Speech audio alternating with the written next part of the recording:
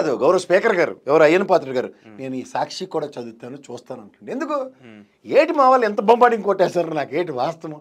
నా కళ్ళ ముందు మన నాతో పడి గెలిచిన ఎనమలో ఏడు చెప్తుండే ఆయన ముఖ్యమంత్రి గారు కూడా 970 అంటే 14 అంటుండే ఈడేమో మళ్ళీ చిన్నపిల్లని చేసి గవర్నర్తో పచ్చి చెప్పించారు. మా పై వాళ్ళేమో కరెక్ట్ చెప్పిండు వాళ్ళని ఏంటి ఇందులో వాస్తవం ఏంటని తెలుసుకునేదానికి ఒక్కడైనా ఉండాలి కదా. అంటే ఇది నా అదే అని పార్టీ టేస్తే ఎంతకని చేస్తాడు ఆయన మాత్రం. ఇవన్నీ నేను మీరు కదా వాళ్ళ చెప్పిన మాటలే చుట్టూరు ఆయన చెప్తాడు లోకేష్ గారు 3 రోజులు టైం తీసుకున్నాం అంటే స్కెచ్ వేసేద్దామా నాకు నచ్చడు ఈయన నచ్చడు డిసైడ్ అయిపోండి మాకేంటి. వాళ్ళు సస్తే రేపు 2వ రోజు కొమ్మినేని కూడా అదే అన్నాడు ఆయన. 4-5 ఇంకో 5 వెళ్ళిపోతుంది పోవాలంటే పోతాం ఏమిటి ఇది ఉంటుందా. కానీ అంటే మాకు ఒక వ్యవస్థ ఉంది ఇది మన వ్యవస్థ మన పరిరక్షణకు వస్తుందని గుడ్డిగా నమ్మిన వాళ్ళు నేను ఒకడిని. ఎక్కడో ఏదో దగ్గర న్యాయం జరుగుద్దనే ఒక నమ్మకం ఉంటుంది. న్యాయం అన్నదాన్ని ఈ రోజు కాకపోతే రేపు ఇప్పుడు రీసెంట్ పాస్ట్ తెలంగాణ రోడ్ కోర్టు ఎట్టేసాడు ఏకంగా. మరి అలాంటి అద్భుతాలు జరిగితే మనం చేస్తాం. Okay okay. కానీ నిన్న కొంతమంది టీడీపీకి సంబంధించిన వాళ్ళు లేదంటే ఆ సానుభూతి పరులు కొంతమంది సామాజిక రేణుకా చౌదరి లాంటి వాళ్ళు కొన్ని మాటలు అవి చాలా ఒక మాజీ ముఖ్యమంత్రిని పట్టుకొని మాట్లాడినటువంటి మాటలు అవి చాలా ఇబ్బందికర పరిస్థితుల్లో ఉన్నాయి. కానీ దాన్ని మళ్ళీ ఎంకరేజ్ చేసే విధంగా వాటిని వీడియోలు పెట్టి దాన్ని ప్రమోట్ చేస్తూ సోషల్ మీడియాలో రేణుకామతో పాటు మా షర్మిలమ్మని ఎందుకు అదే షర్మిల గారు కూడా అదే నువ్వు 6 పిల్లవ 7 పిల్లవ తేల్చుకో ఫస్ట్.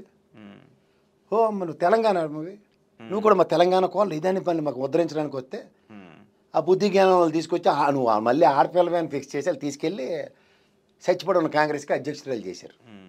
మళ్ళీ జాతీయ పార్టీ కూర అసలు నీకేడు జరుగుతుందో చూసుకో అంటే వాళ్ళు ఎప్పుడెప్పుడు 2018లో నా బ్రెయిన్ స్ట్రక్ అయిపోయింది. అప్పుడు తెలుగుదేశం పొత్తుకెళ్ళింది నీకు మర్చిపోయినట్టుకున్నారని మనందరికీ నిద్ర లేపి నాకు తెలుగుదేశం ఏది ఇస్తే అదే నాది స్క్రిప్ట్ అని వెళ్తే పేపచ్చి ఇంట్లో అక్క చెల్లి అన్న చెల్లి తమ్ముడు కొట్టుకొని చచ్చిందని తీసుకొచ్చి దాన్ని అన్వయించి ఏమ్మా నీకు భారతిరెడ్డి అమ్మ ఆడపిల్ల కనబట్టలేదు నీకు దానిలో 2 ఆడపిల్లల తల్లి కనబట్టలేదా నీకు ఏడు తెలుసండి దీని మీద. ఓ ఆ కాంగ్రెస్ వాళ్ళు చూడు 2 విషయాలు చేయాలి. ఒకటి తెంగరవని తిరణాలకు తీసుకెళ్ళి వాళ్ళని తీసుకెళ్ళి కాంగ్రెస్ అధ్యక్షురాలు ఇచ్చారు అమ్మకి.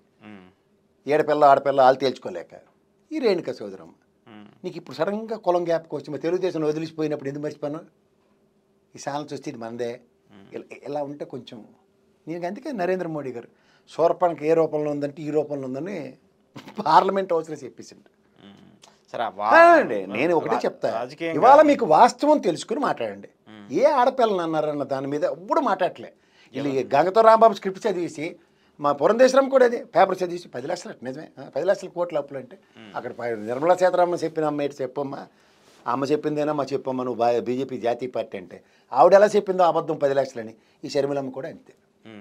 అసలు నిజంగా డిస్కషన్లో కృష్ణరాజు అన్న మాటలో ఎక్కడైనా ఆడపిల్లల సంబంధం ఉందా? రాజధానికి ఆ పదం ఉచ్చరించడం తప్పున్నారు తప్పు ఖచ్చితంగా నాట్ ఎట్ ఆల్ యాక్సెప్టబుల్. రాష్ట్ర సార్వభౌమత్వం రాజధాని అలా మాట్లాడటం అసలు ఎవరు యాక్సెప్ట్ చేయాల్సిన పరిస్థితి కాదు. ఇప్పుడు మీరు ఒకసారి చెప్పండి సార్ మన రాజధాని ఏంటి ఆంధ్రప్రదేశ్ది ఖచ్చితంగా అమరావతి అంటాం కదా కదా మీకు గజిట్ ఉంది ఏంటి ఇక్కడ సరే లేదు అది మరి గతంలో అమరావతి అని చెప్పడానికి మీరు వీళ్ళందరికీ ఎందుకు సిగ్గు వచ్చింది?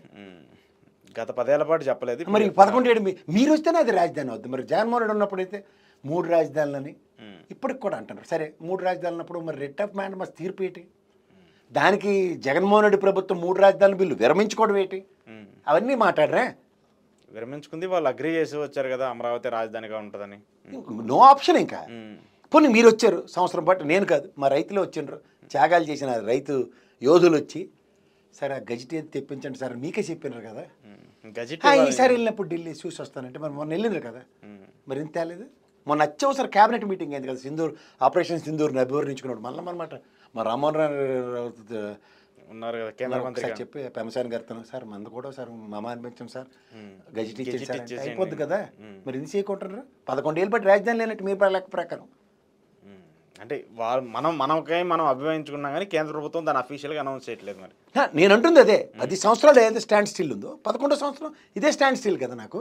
అంటే మీరు వచ్చారు కాబట్టి రాజధాని అని మీ అందరూ అమ్మాయి అనుకుని కూర్చోవాలా? అంటే మీరైతే 3 రాజధానులు బిల్లు పెట్టరని ఒక అభూత కల్పనలో మమ్మల్ని ఎందుకు ఉంచుతున్నారు? మహిళలకు సంబంధించి ఎవరు మాట్లాడినా అది ఖచ్చితంగా మాట్లాడలేదండి. మహిళల గురించి మాట్లాడితే నాకన్నా అగ్రెసివ్ నోట్ ఎవరు ఇంకా డెఫినెట్ కదా మనం చాలాసార్లు ఖండిస్తూ వచ్చాం. కానీ ఇప్పుడు వాళ్ళు ఏదో చేశారని చెప్పేసి వీళ్ళకి సంబంధించి ఇది కరెక్ట్ కాదు. నా నోట్లో మాట నీ నోట్లో పెట్టి నువ్వే అన్నావు అంటే ఏడు చేయాలి?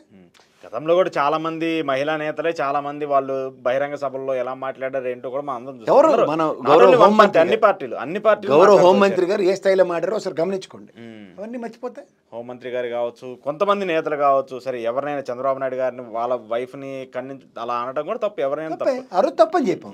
తప్పని చెప్తూ వచ్చారు. సిచ్యువేషన్ ఏది ఏ రోజు ఉంటే ఎవడైనా విశ్లేషకుడికైనా ఓ జర్నలిస్ట్ అయినా ఆ రోజు తప్పుగానే చెప్పాం. కానీ అలా అప్పుడు నువ్వు ఏడు చెప్పావు ఇప్పుడు చెప్పండి నేనేటి చేస్తాను.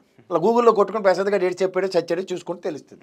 అప్పుడు ఏదో చేశారని చెప్పేసి ఇప్పుడు కూడా అదే రోజు వాళ్ళకి మీకుంటే ఐదే అవకాశాలు ఉంటాయి. ఊకిల్లు బాబాయ్ అలా డాక్టర్ గారికి మాస్క్ ఇవ్వాలని చంపేశారు, అలా నెల్లూరులో ఆత్మహత్యకి, అలా ఇలాగ 5 పాయింట్లు పెట్టుకుని రోజు వస్తారు డిబేట్కి. అందులోంచి డిబేట్ ఎవరు? ఓకే సరే, ఇంకోటి కంక్లూడ్ చేస్తూ ప్రసాద్ గారు, ఈరోజు జగన్మోహన్ రెడ్డి గారు పొదిలి వెళ్ళారు. పొదిలి వెళ్ళిన నేపథ్యంలో అక్కడ కొంత డ్రామా ఒకటి క్రియేట్ అయింది. ఆయన మీద చెప్పు